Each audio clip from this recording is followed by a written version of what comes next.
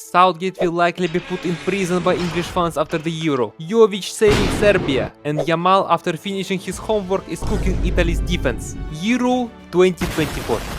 Day 7. The first match of our match day was Serbia-Slovenia. It was the least entertaining game out of 3 we've had. Each team had several chances to score, especially Mitrovic, who could score at least 3 goals in this game. The score was finally opened in 69th minute. Zan Karničnik scored for Slovenia, which everyone thought would be the winning goal. But Jovic had other ideas and scored a header in the 95th minute from a corner. The game ended 1-1. Next up was a game between England and Denmark. I think everyone, including me, looks forward to England games because of how good their squad looks, but we always forget who their coach is and what style of football they play. England scored first in the 18th minute after a Danish defender got a bit lost and forgot he wasn't playing 1-versus-1 football. Walker took the ball away from him and crossed to Harry Kane, who opened the scoring for England. Southgate decided that was enough and used a FIFA tactic to park the bus after the 20th minute. This tactic worked very well in the previous match, so Southgate thought he was a genius and decided to repeat it. But one Danish midfielder ruined everything for him. Merton Hjulmand hit a screamer from long distance off the post. It was an absolute golazo, which seems to be common this Euro because the number of crazy goals scored. After this moment, the whole game plan was ruined for Southgate. He needed to invent something different. It was not an easy task for Southgate because he had to invent a plan to score more than 1 goal with the best attacking players in the world. He thought and thought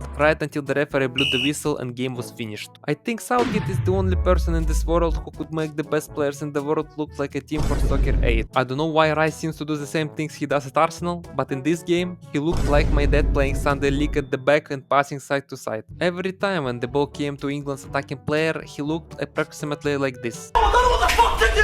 I don't know what to do!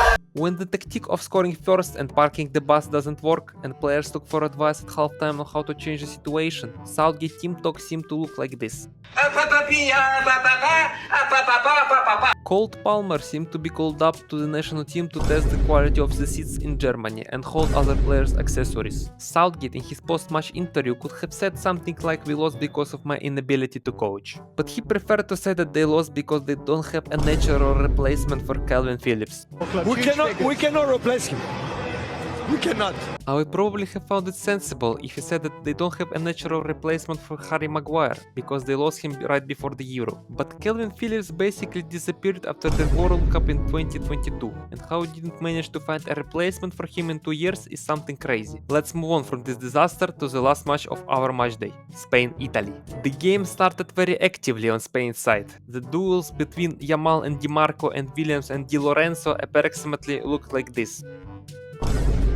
The first half ended without goals. Spain somehow didn't manage to score despite numerous chances. Spain scored not long after the second half began, but it was not a Spanish player. It was the new Maldini, as some people call him just because he has a similar hairstyle. Ricardo Calafiori scored an own goal. Fair to say, own goals have had one hell of a tournament, as this was the 5th or 6th own goal in this tournament. Spain could have easily scored at least 3 goals, but Donnarumma saved Italy every time, and the game ended just 1-0. Based on the stats, Italy was completely destroyed. Maybe they need to save a bit of energy before the game because they spent too much on singing the anthem. I as always didn't get even one in my predictions, but I will still try to guess at least one from the next match day. So, Ukraine-Slovakia. I hope Ukraine will recover from this first match. 2-0 for Ukraine. Poland-Austria. I think Austria is stronger this year than Poland. Austria win 2-0. And Netherlands-France. Think there could be a surprise 2-1 win for Netherlands. Leave a comment with your prediction. That's all for today. See you tomorrow.